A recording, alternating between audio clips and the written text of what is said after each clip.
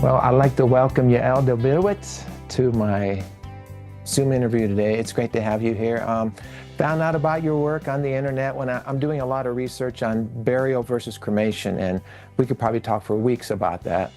But from a biblical perspective, I think it's very important that people are empowered to realize, what the Bible says, so we can make informed decisions based on truth and not lies. And that's what bothers me about our society today, is that people are just making wrong decisions based on misinformation, or they just are ignorant. Ignorant doesn't mean you're stupid. It just means you haven't learned yet. So, but I want to just say thank you for joining me today, and just give me a little bit of information about you as the project director of Last Kindness and what you do.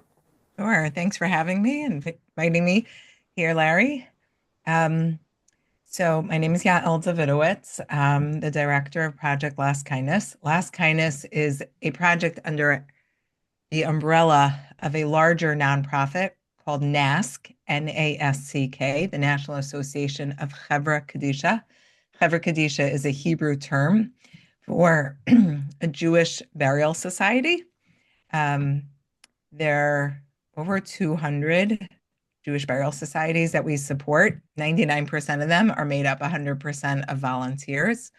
And they're basically a group of people in any Jewish community of any reasonable size who volunteer to prepare a fellow Jew for burial. So they literally prepare the body after death and prepare them for burial. It's both a very practical physical process, and there are also spiritual elements to it. Last Kindness was established in about 2020.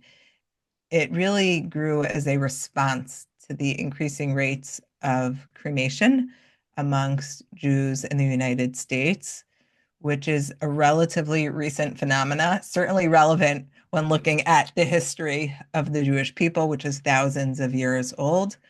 So we're speaking right now in just about on the cusp of spring 2025, and I would say that cremation has increased over the last 15 to 20 years amongst the Jewish community, and it's really just following trends of the larger general American society. 50 years ago, most Americans were buried. Today, the majority of Americans hovering somewhere around 60%. There's obviously geographical disparity across the country.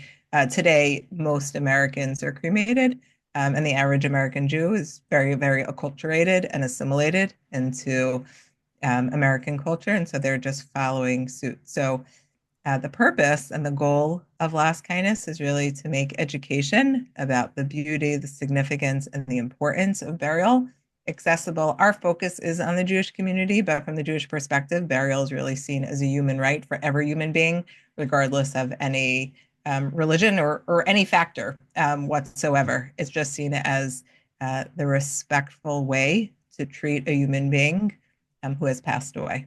Well, I don't know about you, but I grew up and I I wouldn't have even had the thought of cremation. I mean, it was normal to bury your loved ones when they died. And that's how I Right. grew up. Even so recently, it's like, and now this bombardment of secularism, paganism, just infiltrating the Jewish community, the Christian community. And I just am grieved. And really, my heart is so grieved. And without any pun intended, this message is burning inside of me. And I feel God wants to get the message out there that, you know, we are to love our loved ones even in death. And the Jewish ritual of preparing the body for burial is so beautiful.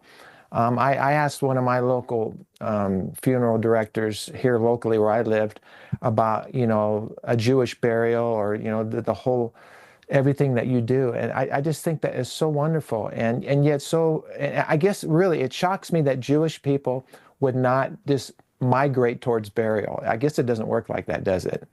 Um, and what would you say is the number one or the top three reasons why Jewish or Christian people choose cremation?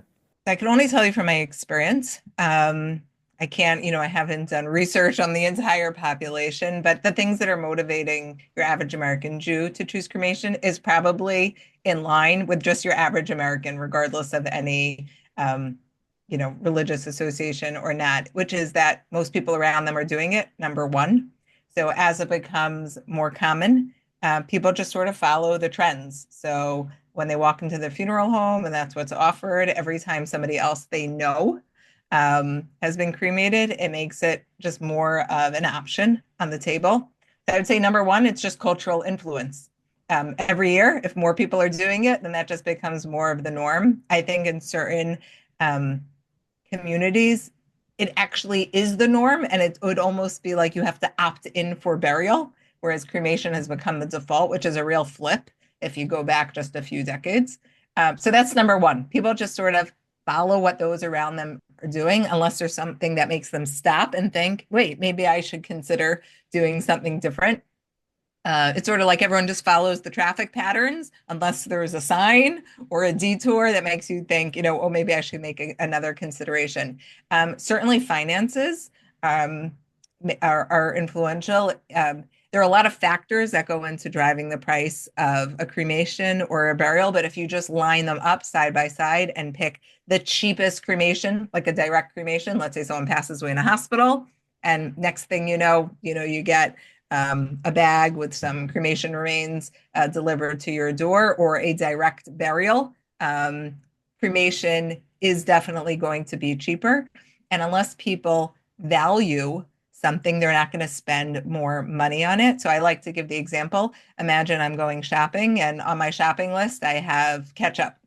Um, and the store brand ketchup is $2, but the organic name brand ketchup is $6. Now, I might have $6 and could afford the name brand organic ketchup, but if that's unimportant to me, I don't really value organic ketchup and I don't really care if my ketchup is name brand. Even if I have the money, I'm just not going to spend on it because it doesn't have value. So that's really where the education comes in, that we do spend more money on things that are important.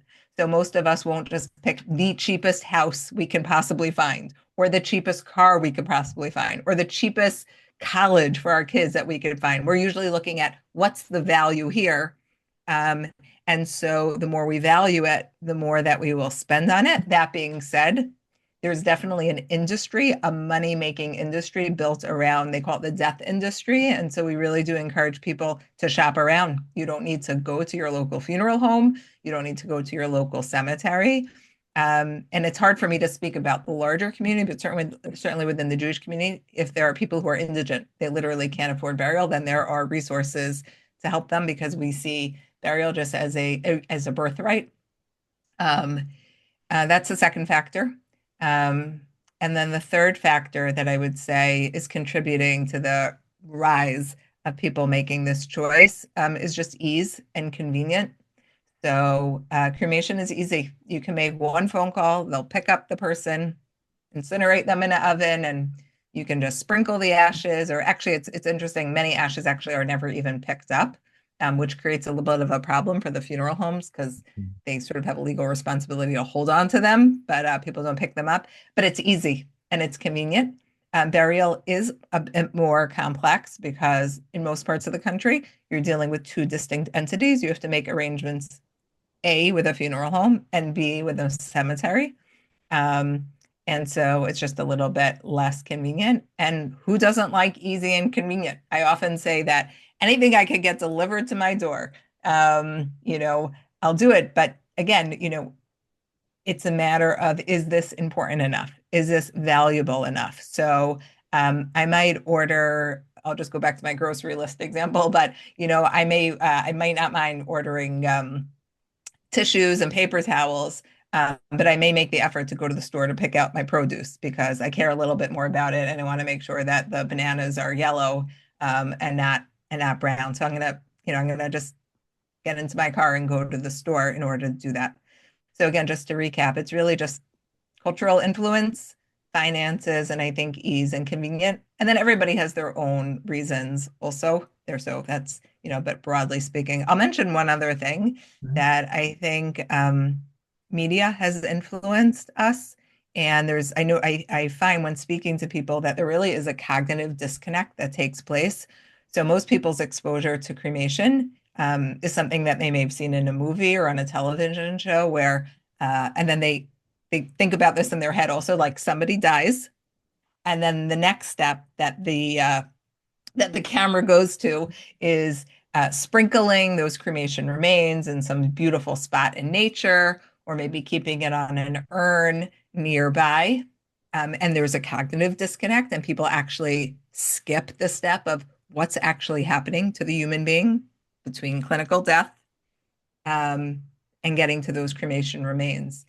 And the process, I've been witness to it, is quite violent. It is not quiet. It is not natural. It is not peaceful. So I think if people would just learn more about what happens, sometimes just learning about the process can change people's minds.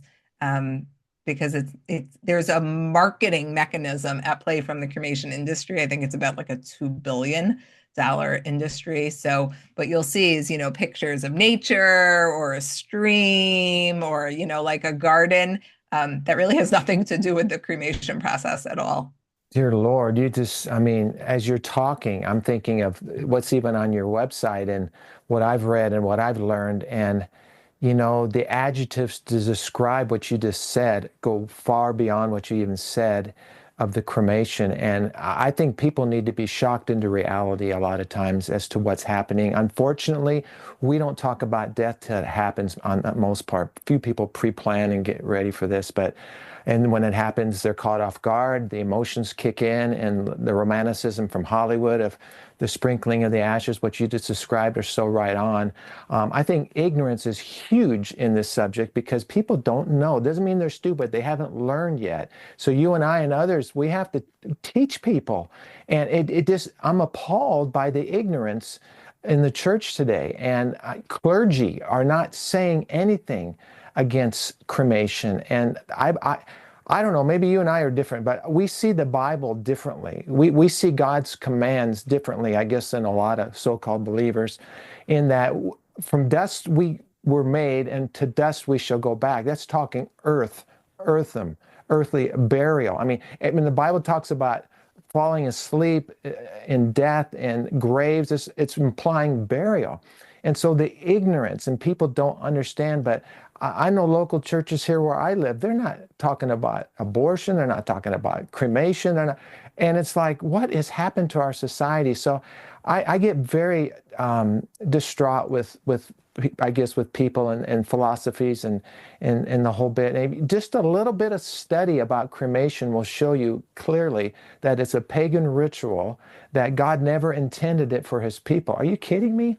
And I want to ask you a question. How have Jewish people and even Christian people come to the point where they've devalued their existence? It's like, I know people that, oh, just throw me in the river, throw me in the trash can, whatever. Why have we lost that sense of our bodies are the temples of God? Where have we lost that? Why have we lost that? I don't know if I'm qualified to speak on like behalf of like, all of society, but I'll just share with you, my perspectives from, from the opportunities that I've had to speak to people. And I agree with you 100% that um, people make the best decisions that they can with the information and the assumptions and the tools that they have.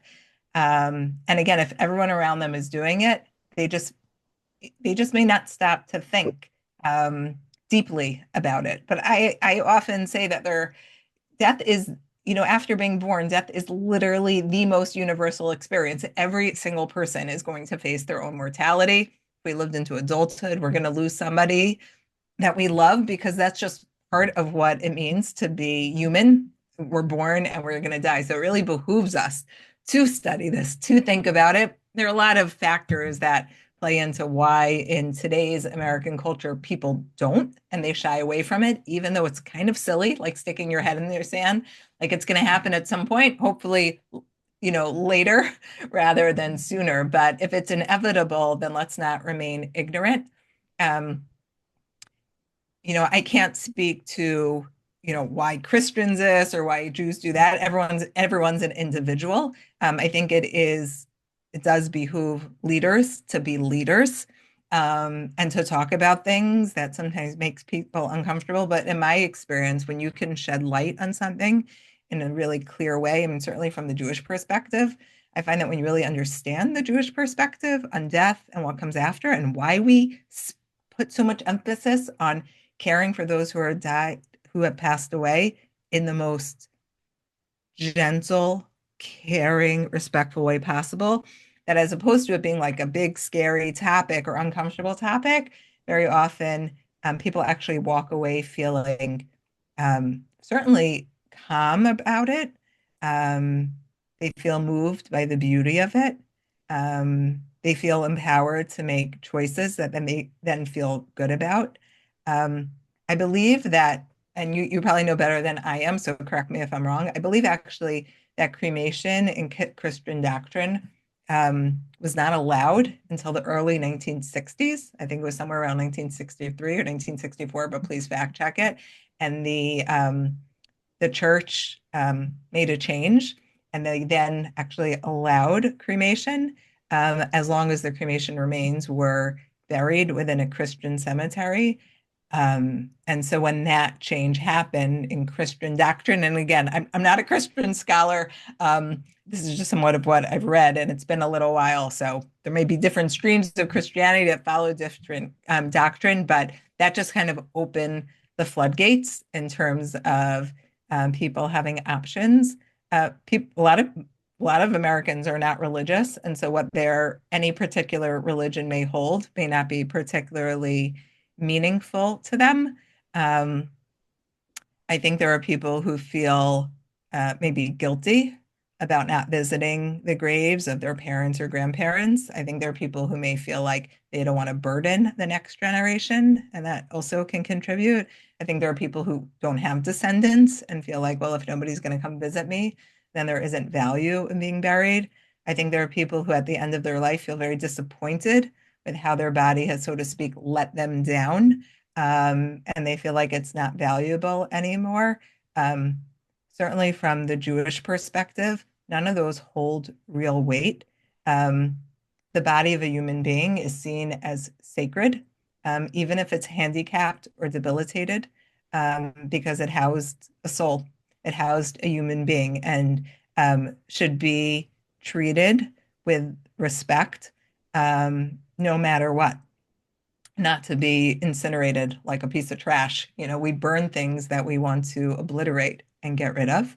It happens to be cremation is also really bad for the environment. So just returning the body to the earth where it can decompose and the natural elements of the body can become literally one with the earth. That's actually naturally sort of recycling, so to speak, the body, but in a natural way. Um, Coming to visit a loved one who has passed away is really not the reason for burial, although it has a lot of benefits. When people can come to the gravesite of a loved one, even generations later, there are a lot of people who are interested in genealogy, and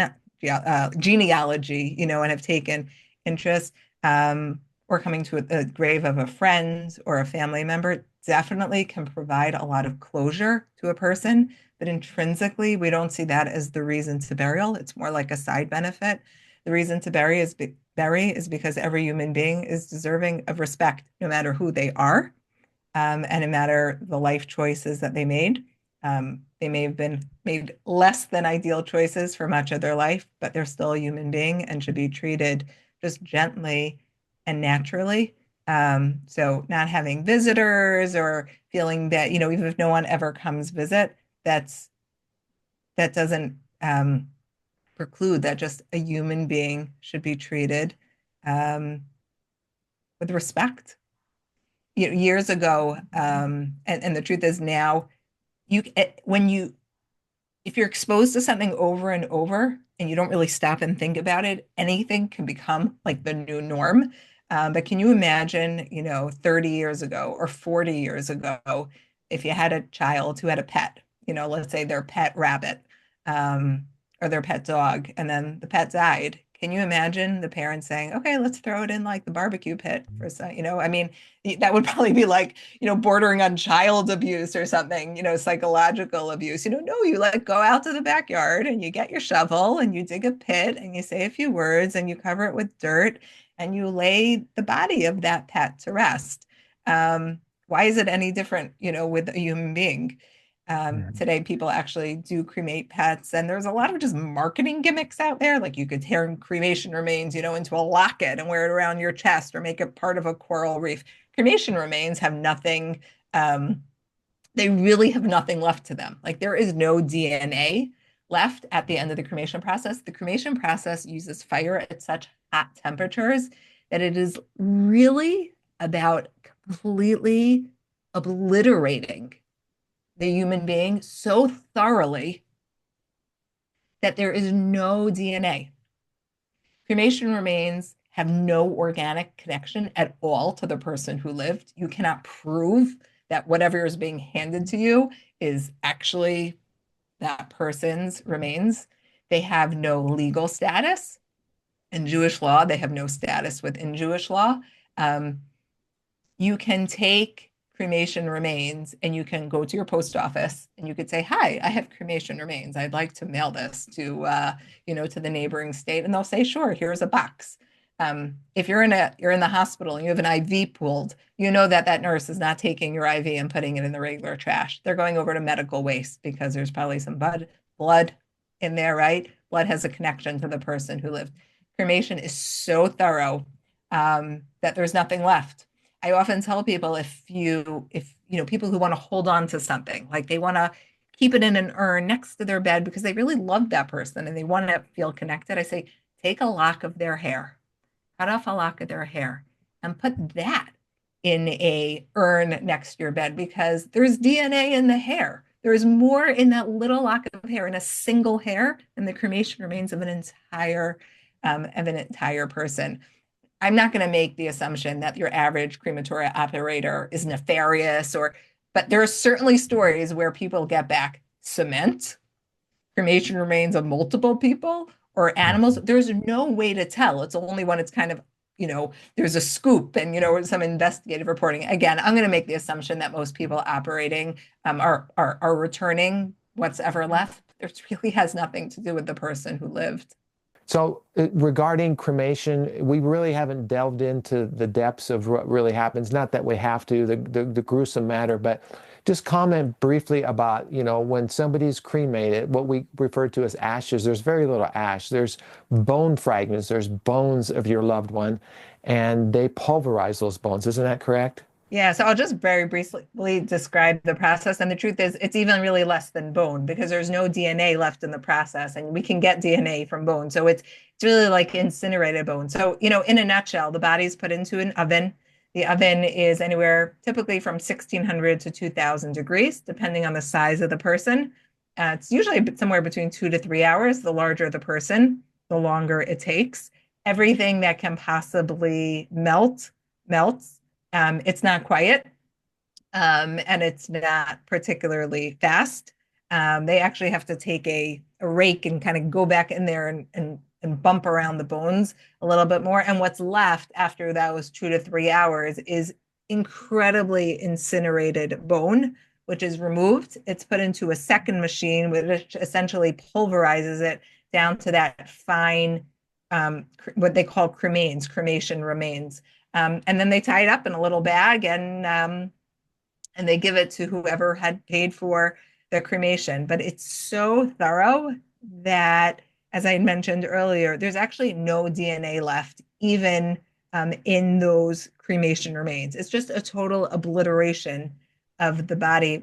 We had filmed at a crematoria down in South Florida, and the crematoria operator told me that he saves the very large bodies really for the middle of the night. Pretty much the machines go almost 24 hours a day because he doesn't want the neighbors, even though it's in an industrial section, you can't just build a crematoria in a residential area. It's like seeing all the black smoke coming out of the smokestack. So there's nothing natural about cremation at all. And unless that guy is really good at sweeping all of those remains, there's probably going to be a little bit of Joe and Bob in Grandma's Oh yeah. remains.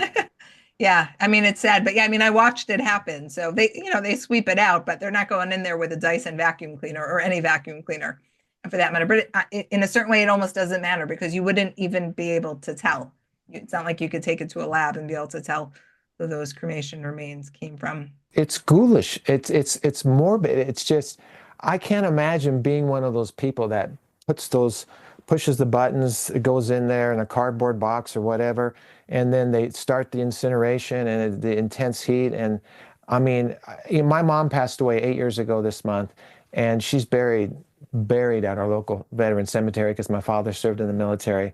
But I couldn't even begin to imagine that process happening to my mother. Now, I know there's some sick people in the world, and it's like, I want to watch it and I don't care. But for the most part, people are good natured and they just don't know. And that to me is the hidden danger and thing that I struggle with is that people just don't know what you just described and what we talked about earlier. And I think if they knew that, they would definitely stop and think. But again, And and and pinch yourself, I would say. Like you can get used to anything. So if people just say, "Oh yeah, this is what we do, this is what we do," but like pinch yourself and take a step back and say, "Is this the way a human being should be treated, even if people around me are doing it? Is this right?" Just listen to that inner voice. If you block out all the noise and block out the media and just say, what do we really feel at like a soul level? Is this how a human being should be treated? Is this even how an animal should be treated? yeah, earlier you mentioned people just kind of go with the flow, the current trend or whatever, and the Bible calls it the blind leading the blind. And that's what's happened. And Hitler had his final solution in World War II, and he convinced the German people through propaganda that the Jewish people were the problem, that they were the infection, they were the disease. So it kind of like that was the scapegoat to kill them all, in which you and I know is so horrendously wrong. But that's what's happening today. The media, the bombarding, the propaganda, the romanticizing of a cremation through Hollywood, the sprinkling of the ashes and on this. And I know we could talk for hours about this, but Yeah. people need to wake up. I guess that's a good word. It's a woke Okay. movement back to truth. Wake up. Amen. That's right. We don't need to be woke up. We need to be we need to wake up Right. as people. And it just and the word common sense. Okay, it's common sense. It's natural.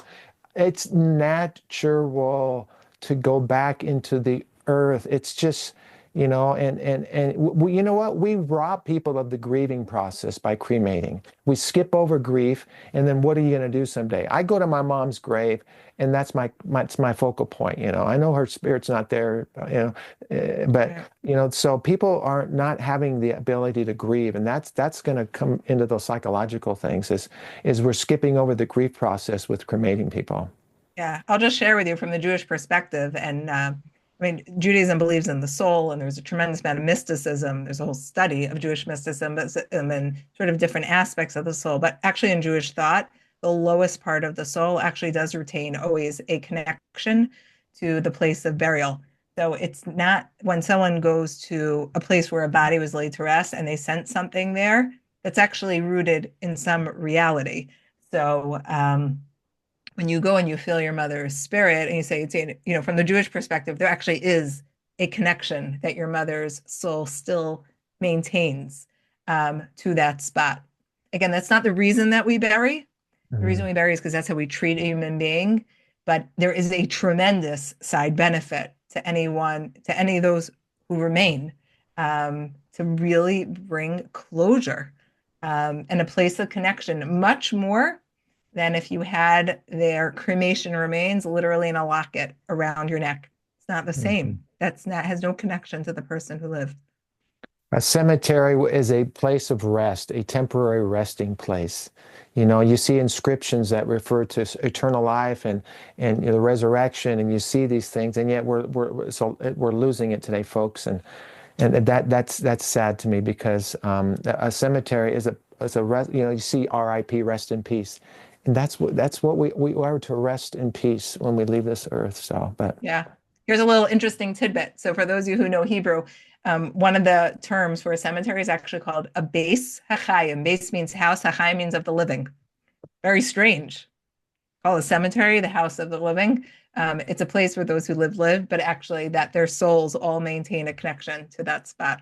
Wow. Everything you said, exactly. I mean, so right on. If you and I, if we could only share with others what we're talking about here, I think it would make a huge difference. That's my frustration. How are we going to get the message out there? But um, you brought up repeatedly, the cremation process and the violent nature of that, and it's not like you take grandma, you put her in a microwave, and 5 minutes later she's done, and you sprinkle her. They don't have any idea. They do not understand. And is it our job to reach them? Do we reach them softly? Do we reach them like we're doing now? I mean, I know some kids need to be scared straight into things as far as life and matters in life, and adults too. I mean, it's like they need to be scared straight. And you mentioned several times about it's like taking out the trash when you cremate somebody. You put them into an oven, you incinerate them. We burn trash. You even brought out in your webinar the other day, and I've read that the Jewish scrolls are buried; they're not burned. How much more value should we put with people? And this whole thing about money, I mean, you've said it. We spend money our whole lifetime on things, ridiculous things, but we spend a lot of money on things that we value. Why, if I'm talking to people, why don't you value your loved one at the end of their life and honor them? We're losing the honor and the respect of death. Now, I've worked with a lot of veterans, you know that. And to me, there's nothing more moving in a tribute than a flag draped casket with taps sounding and the military honors, and then you bury that veteran. So many veterans are being cremated. I don't even hardly go to my veteran cemetery anymore. It's ridiculous. The columbariums are just off the charts. So back to just honoring our loved ones. And isn't that where it's all at, is to honor and respect them, and in death give them what they deserve. And I love the fact that it's a simple burial. I watched one of my Holocaust survivors being buried, Estelle McLaughlin. She was one of my Holocaust survivors. You've seen my clip. She was in there. She's in the green dress. But anyway, I got a video of her being buried, and I was so touched when the family would shovel dirt and put it on top of the Yeah. casket or the grave. And that really touched my heart. So back again, just the honor and the respect that we're losing today. It's sad. Yeah. Yeah. I mean, in terms of how to reach people, I think different things speak to different people. So some people like the scared straight, like people need to learn the facts, like do your research. We have a little 4-minute film. There's no language. You don't need any language on lastkindness.org, which is we just document the cremation process for people to see. I think for other people, it's really learning about the beauty of a gentle Mm. approach. So it's not more against that, but more like opting in. Um, Cremation uses a tool of fire. It's really about complete destruction. When I started getting involved in this and I thought about people being cremated, my mind automatically went to World War II. It was Mm. probably one of the largest systematic cremation of a people, which was that 6 million Jews. And many also non-Jews and gypsies were cremated during the Holocaust. So obviously they were killed first, and then their bodies were cremated. Why did the Nazis choose that? It was efficient, right? Space is a real issue. They were killing tens of thousands of people a day, and they needed to get rid of those bodies. So you put them in an oven and you reduce them to almost nothing. It's like erasing people from the face of the earth. Um, when you bury someone, no matter who they are, you're just saying, we are marking a little spot in this world for a life once lived. So it really is about not just respect in death, it's respect in death and it's respecting life. It's about respecting humanity. I think that you can potentially almost draw like two curves that follow each other that as general respect for humanity, like people were speaking respectfully to each other, having respectful dialogue, conversation, as that's kind of gone down, as we've seen over the last few decades. so has cremation increased. And I think that they share a similar value, just that human beings, by the fact that you're a human being, we respect each other. Now, I may not respect everybody's opinions. I may not respect everybody's actions or what they have to say, but there's just a certain core of it's another human being. We don't treat them like we treat the garbage. We don't incinerate it, right? If you have something precious, right? We bury treasure, or they used to bury treasure at all. When we burn things that we want to get rid of. Absolutely. I mean, you've got a captive audience with me. I mean, everything you're saying is so right on. And as you talk, I'm thinking about those that are out there right now in the valley of decision, are going to have to make a decision, and, how we can influence them to make the right decision. And I've said this, I think a lot of these so-called funeral homes should be sued for false advertising, how they present and sanitize the wording. Cremation comes from the Latin word cremo, which means to burn. So here we go. We sit down, you come to the funeral home, your loved one passed away. I'm the funeral director, and I'm going to say, Yael, would you like to bury your loved one, or would you like to burn them? I mean, isn't Right. that where isn't Right. that I once had really? a colleague who said, "Why do we call cream like cremation?" I mean, you just uncover the Latin root, but people think cream and sugar. You want some cream with that. But if you said, "Well, do you want to bury your loved one or do you want to incinerate your loved one?" If we use language that's actually accurate, it may shift the conversation. Um, Funeral directors, some of them are great and wonderful and sensitive. Some of them aren't, but most of them, bottom line, is that they're a business.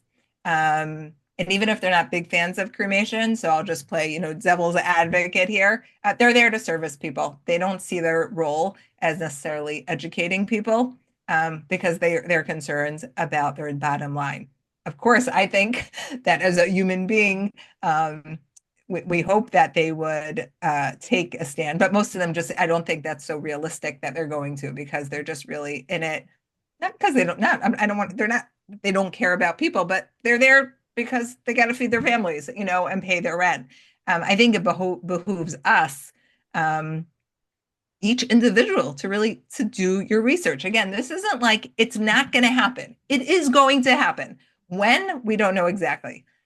Everybody's going to have their last day. If you are a child, if you are a grandparent, then you should be a grandchild, you should be speaking about this as an influencer, on those who you may be partially a decision maker. And then people really care about this. We can just make information as accessible as possible for people to learn, to make educated decisions. I think that's really the key. Nobody wakes up and says, I want to make a bad decision about someone I loved, or even if you didn't love. From the Jewish perspective, it's not like burial is reserved for the good guys. Burial is just the way to treat any human being who lived. It's interesting. So, if you actually look at the original source for burial, so it's in Hebrew we say Sefer Devarim, but it's in Deuteronomy in English, and the context of the commandment to bury a human being is actually in the context of someone who was put to death by corporal punishment. So this was not a great guy. He was actually put to death by Jewish law. Um, and it says that he needs to be buried on that day. Um, why? Because he's created in the image of God. Every human being is created in the image of God. They have a piece of divinity in them. If you've ever been in the room as someone who's not alive, you clearly know the difference between someone who's in a coma and someone who has died. You can sense it. I'm not talking about looking at the EKG machine or the pulse oximeter on their finger. You don't need any of those scientific metrics to know the difference. A human being has a spark of the divinity, the soul. And that's what the Bible tells us is the reason to bury, because they are created in the image of God. And you have to treat them with respect and God dictates to us. What is the respectful treatment? It's returning them to the earth gently and naturally, as quick as possible. Don't burn them. Don't use any of these other newfangled methods. I mean, cremation's really bad for the environment. And so over the last few years, there have been some alternatives like water cremation because it doesn't use fossil fuels and it doesn't release toxins into the air, which happens as a result of the classical cremation process, which is burning people in the oven at about 2000 degrees for several hours. But that's not considered respectful treatment either. That person, basically, there's chemicals and they are basically reduced to literally their point, they're flushed out into the sewer system through aqua cremation. The Bible tells us, God tells us, return them to the earth, to their source, naturally. Doesn't have to be a good guy. This guy was put to death. There's no vetting process that takes place. Are they deserving of burial or not? If you're a human being, you're deserving of burial. When the Bible talks about fire, a lot of times it has to do with destruction, torment, punishment, God's wrath. I've worked around firemen. I've seen the effects of fire. I've been burned by fire. It has nothing, there's nothing good about it in that state. And just that alone, and again, the Bible is clear. There's a scripture in the New Testament that talks about pulling people from the fire. And there are symbolic references in the Bible to hell when we're talking about fire. So we're going to continue talking with Yael Davidowitz. I'm going to take a short break. This is part one. I want you to come back for part two, because in part two, I've got a question that I want to ask her that she referenced last week on a Zoom call about when she worked with newborn babies. So Yael, I'm going to ask you that in part two. So I just encourage you all to stay tuned to this broadcast. Thank you.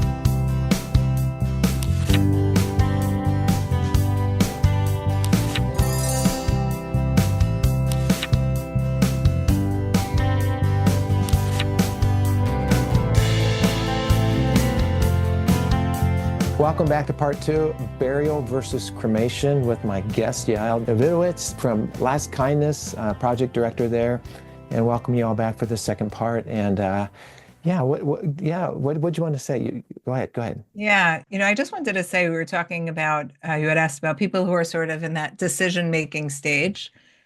So I'll just say that I've spoken to many, many funeral directors, people who offer both cremation and burial, and of course, many individuals who made this decision. I have never come across anyone, and the funeral directors verified this, who ever regretted burying someone.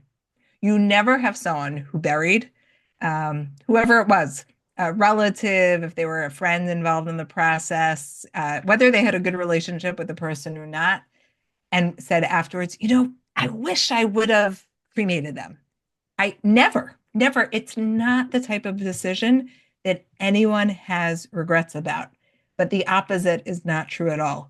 There are definitely people who've made a decision to cremate, whether it was just cheaper or easier, or there were so many other factors and emotions were high and there were a lot of stress points,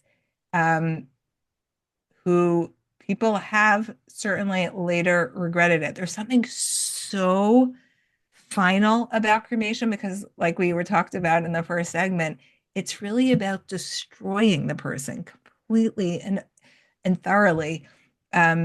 People don't have the same sense of closure. And so I could just say, if you're hedging and you're not sure, you will never, based on all of our experience, you will never regret burying someone. Yes. I've talked to funeral directors too, and they told me that there are psychological ramifications to cremation where people they know that have cremated their loved ones are having mental problems today. And that's a very real thing. It's almost probably kind of like PTSD, post-traumatic stress disorders. But and then yes, and they also said in the same breath, like you just said, that they anybody that's been buried, there's no regrets for the most part, and that's powerful. And I think Yeah. that's so important that people understand that there are psychological effects or side effects to cremation because it's. I had a gentleman email sent a comment on one of my YouTube videos the other day. I went out to one of my local cemeteries, Yael, and I walked around and I just shared my heart like I do a lot of times. So I turned on had my iPhone and I was out there doing my thing. And because of that message, this gentleman said that regretfully now he had his father cremated and he's got his ashes in his home and they're like in the corner of the room and he says he can't even look at them.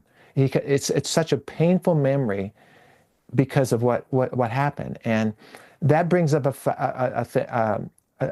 thought too. You said in your Zoom meeting last week that we're going to move forward with this. What's happened in the past, I'm not God. I don't know.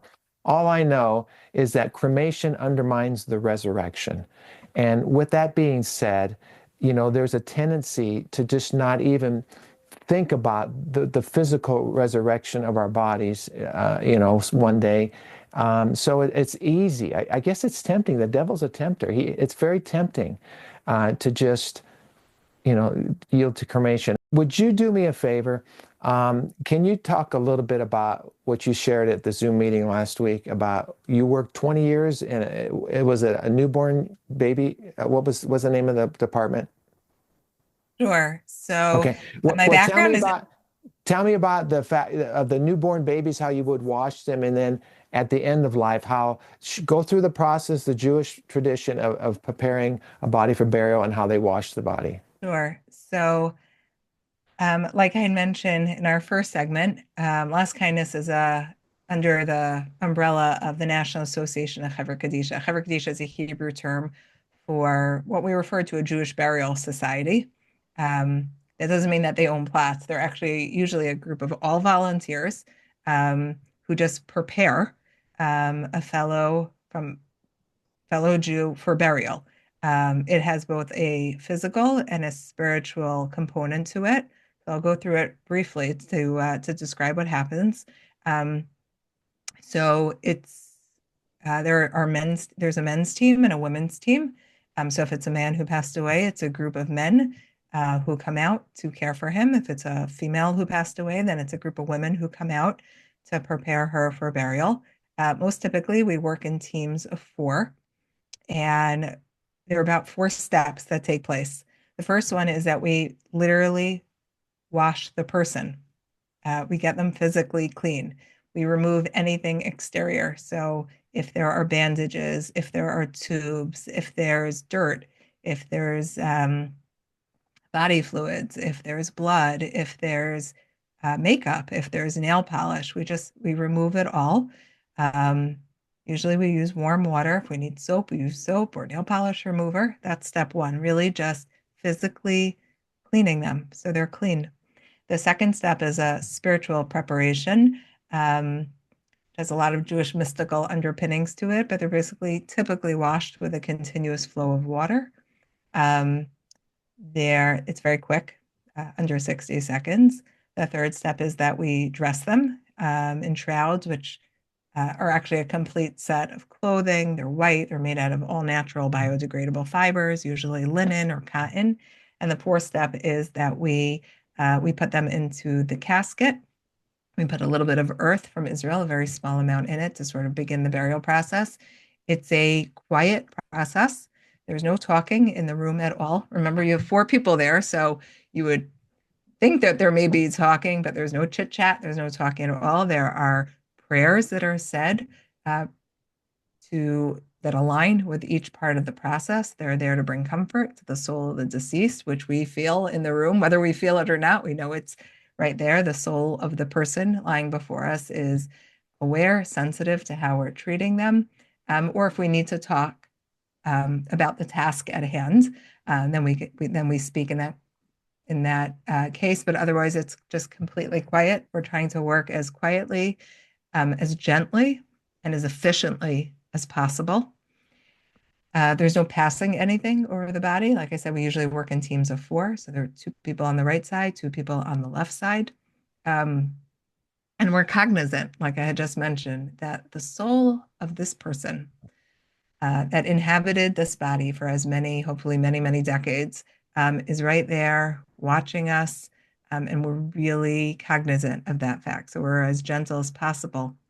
On the program that you had seen last week, I had mentioned that my background is in medicine. I've been a nurse for close to 25 years at this point, and one of my first jobs was that I worked in labor and delivery, which means that part of the beauty of that job was I got to be one of those nurses who, so to speak, we used to call it catching the baby, but when a baby emerged into the world, that we were the ones, they're first ones to pick he or she up. And for anybody who's ever had a baby or been in the position to see a baby born, you will know that when a baby is born, they're actually not very clean. And so as soon as we check the APGAR scores and make sure that this new infant is healthy, the next steps are that we literally clean the baby, we diaper and swaddle the baby, and as quickly as possible, we want to get that baby ready uh, to return he or she to its mother's arms. And the first time that I had the opportunity to observe and somewhat help, this was a long time ago, the first time in that process with the Jewish Burial Society, it's called a Tahara, I was struck immediately by the similarities between how we care for a person, a human being who comes into this world as a baby, how we care for them when they enter the world, and how we really mimic that as we prepare them for their exit of this world and prepare them for the next stage of their journey. It's all done with just immense gentleness, um, gentle to the body, gentle to the experience of the soul of the person who just passed away. I can't tell you how moved I was to hear that. It just struck me how beautiful that was. From birth to death, and the same thing, the respect that you give to those that are deceased in the Jewish faith. And I just think that is so beautiful. And I just wanted to have you share more, because that I think that alone would really enlighten me if I was kind of like wanting to learn more about the process. And just kind of summarizing what we're talking about today, like I said, I get real frustrated with people, with even with the clergy in the churches. I have Orthodox friends that, believe like we do, and for the most part, that church does too. But I become very frustrated with society today, and even like I said, ministers, clergy, priests. I don't know about rabbis. To me, in my mind, rabbis are all godly people, and they follow the traditions of the Word of God. But I think this is good for my soul today, talking with you and listening to what you're saying, because it just reinforces and validates a lot of what I'm learning right now. And I feel God's put this on my heart, and I need to get the message out, and you're helping me do that today, which is great. But just kind of in summary, just if you could, just for a few more minutes or moments, just talk to those people out there that might hear this, that are confused, maybe they don't know. And if it's just the Jewish community, fine, the Christian community. But again, I just want you just to share just from your heart again, just a few moments about the importance of following God's word, God's law, and how natural it is to how natural it is to bury a loved one, like a seed falling into the ground and dying and then coming back to life. So just kind of sum it up with that. Sure. I'm just going to make a comment though. So, just because a rabbi, or those are the ones I know best, I can't really speak to other religions, clergy. They may give a pass on something, So there are rabbis who probably eat pork. Honestly, even though it's clearly in the Bible that we don't eat pigs. So just because it's a Jewish funeral home, a Christian funeral home, some progressive, rabbi or other religious leader, like really do your own research. look at the resources, because probably in every religion, you can have people who are traditional and then people who are there more like, in my experience, a little bit more like social workers and just there to make people kind of feel good with whatever decision that they're going to make. So um, I just want to say that as an important disclaimer, just because somebody calls themselves something or has a title that they went, doesn't mean that they're necessarily reflecting the truths of that tradition, which is rooted in thousands of years. Um, but basically, in summary, and again, I'm speaking from the Jewish perspective, is that every single human being, regardless of who they are, regardless of the life choices that they made, regardless of their personality or their character, just because somebody is a human being, they are deserving of being treated at the end of their life when they pass away with respect. Because every human being houses a piece of the divine and houses a soul. And even if you're the type of person, although you're probably not watching this channel, that your eyes roll into the back of your head when you hear of anything spiritual, what makes a human being any different than an animal? You know what I mean? Or a tree. There's a basic belief that we're here that a human being is distinct, that we don't treat them like a piece of trash. Again, regardless of any life choices, isn't making a judgment call. And that when a person passes away, that just by the fact of that they were a human, that we treat them with basic decency, that their body is returned to the earth without machinery, without fossil fuels being used, without fire, without chemicals. You don't need to spend a lot of money on a big fancy funeral or some fancy box that the funeral homes are making a lot of money on. But their body should be just returned to the earth in an act of basic humanity and decency. Gentle burial is kind to the person, it's kind to the soul. It's really good for the planet. It really aligns just with the natural cycle of things. Look into your yard, wherever you live, whatever the natural plants are or animal life. That's what happens. Nothing physical lasts forever. It's only spiritual things that persist. So anything that's physical has an expiration. When that plant, whether it's a new seedling or an oak tree that's been around for hundreds of years, eventually it will have an end. Look what happens to it. It returns to the earth. And then there's new growth that comes later. Same thing happens with the animal world if we just let it run its course. So gentle burial, believe you, with no regrets, because you're following obviously the word of God if we're speaking to a religious community here, but you're also just following the cycle and the rhythm of just life in the natural world and how the world was programmed. You'll never regret it. It's valuable. It's worth spending money on. Shop around. You don't have to get ripped off. If you need help, turn to a local organization to ask for help. But it's just about reclaiming respect for humanity. Well said. Well said.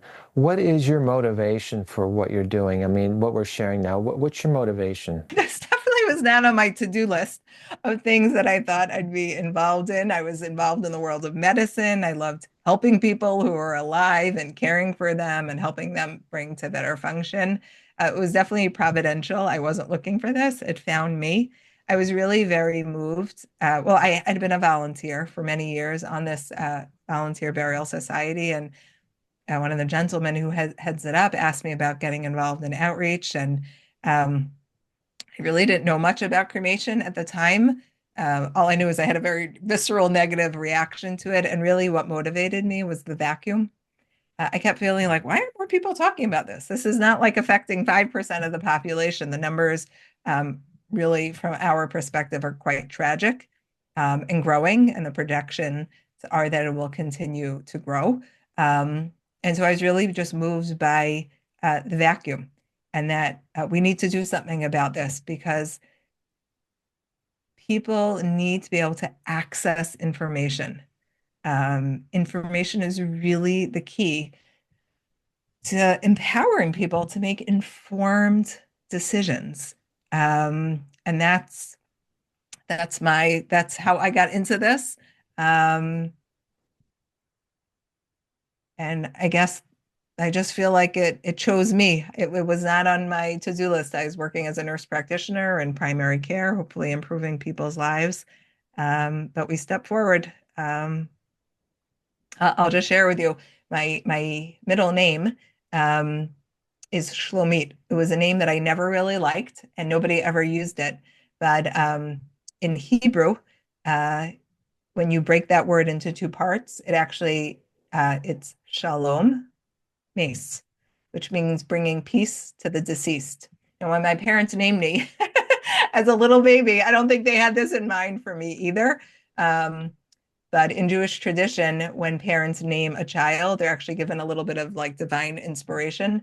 And so when it dawned on me that that was actually my middle name, it felt like a hug from above that this is something that I'm meant to be doing. And so that also gives me not just inspiration, but sort of like the grit to continue plugging away and making information in a meaningful way more accessible. Wow. I'm glad you're here. I'm glad that you're on this earth and you're helping sound the alarm. I was just thinking, it's like I'm throwing myself out in a highway at rush hour traffic, and hopefully I won't get run over. It's just like the world is just coming at us so hard and heavy, and everything involved, and I feel like we're really swimming upstream with this message, and but it's a noble cause, and I so appreciate you. Just in closing, last kindness now. You've got that free PDF guide that I downloaded. That is a tremendous tool, and I'm glad that people can download that. So lastkindness.org. I will have the website on the screen as this interview um, is shown. But is there financial assistance then for people who don't have the money to be buried? Is in the Jewish community, is there financial assistance then? There is. We don't provide financial assistance. We don't. I wish we could. We just don't have the funding for members of the Jewish community. However, there are resources. There's at least two nonprofits.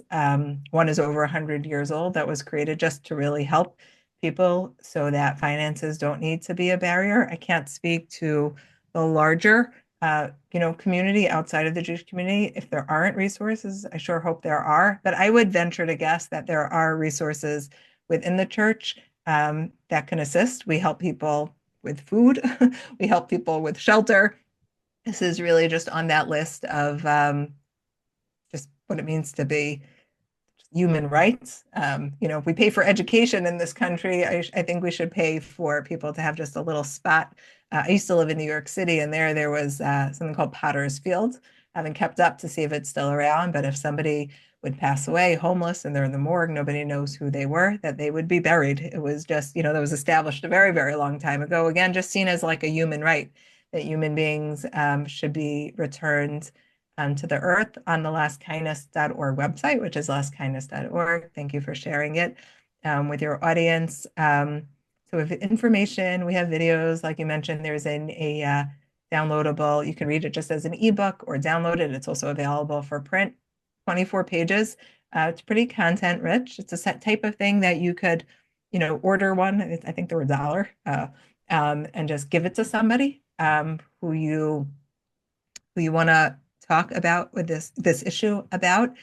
We also have free legal burial documentation. We worked with a legal team and created a form for each state in Canada where someone can put down their wishes. If you're not Jewish, you can probably just make some accommodations on the form.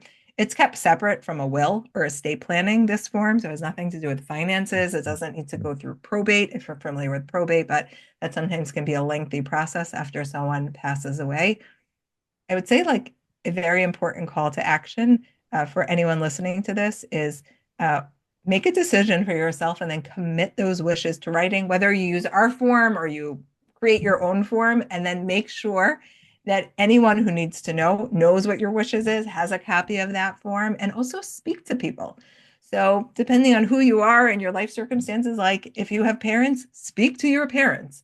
Let them know how important this is to you about their decision, and have those decisions committed to writing. Speak to people, just speak to people. This is inevitable. Everybody will face this one day. We talk about our vacation plans, our retirement plans. What I have found in my experience is that when people think about this, learn about it, become educated, and then make concrete plans, they feel better because things are in order. No one ever regrets burying, but also nobody ever regrets planning ahead. One last thought that I have. What would you say to an elderly person, or it doesn't have to be elderly, a mom, dad, grandma, grandpa, who you've run into people like this who don't want to be a burden, so just cremate me. What would you say to that elderly person? Deserve more. I mean, if you're in a position where, let's say, you are the daughter, you are the son, you are the grandson, you are the grandchild, so tell them a burden is an honor. Let them know that you care. We live in a society that unfortunately we've like lost that value in many parts of society of respecting the elders. Even if they didn't make the best decisions, they've seen more of life, right? They're a person who's lived life. And some older people, it's like in that trickle up effect. Like they see everything's about young, looking young, progressive, the newest technology, the best skin or things like that. And they've imbibed that value themselves. That as they have aged and maybe become less productive, that somehow their value is lost. If you are in that younger generation, tell them, I care about you. It's an honor. It's not a burden. Let them know that you do want to come visit their gravesite. Some people say, really? They're so moved by that. You want to come? Let them know that they matter. They matter even as their body becomes more frail and more aged. And if you're in a position to say, I'll help you figure out the logistics. Like, I'm in this with you. Um, that is such a gift. It's such an act of kindness. Like we say, really the last kindness that you can do for Mhm. someone. So be there for them. Let them know that you care, that they matter, that it's not a burden, that it's an honor. I'm sure I forgot. I'm going to think back. Why didn't I ask you this question or that question? But so maybe someday there'll be a part three. But I think we've given our viewers a lot to think about. I know I've been challenged again today, and I'm so grateful for you and your work that you do. And I applaud you in it. And I know hopefully it'll continue. It has to continue. I feel like I come up with analogies of what I feel like, but it's just it's such a noble cause what you're doing, and you're helping people. And again, I think my heart today is with those that I just described, with these people that are thinking, I don't want to be a burden on my family, so when I pass away, I'm going to be cremated because I don't want to burden the kids, the grandkids. And that's where my heart's kind of at right now. And those that just are caught unexpectedly and having to make a decision, and being influenced by the world and the false advertising out there, I think, in the funeral business. So that's kind of where my heart's at. Well, I'd like to thank our guest today, Yael Davidowitz, for talking, opening her heart, and sharing what she did. It's just such a blessing, Yael, and I so appreciate you. And I hope that you will take this video, folks, and share it with those around you, with your loved ones. Download that Last Kindness PDF file off of Last Kindness website. That's a valuable tool, and even download your thoughts and your wishes when you pass away, what you want to do about that. But yeah, thank you. And I just say God bless you. And I hope your work continues, and I know it will. And you're a beautiful person. And I hope we can talk again soon. Thank you, Larry. God bless you. Thank you for the opportunity, and keep up your good work.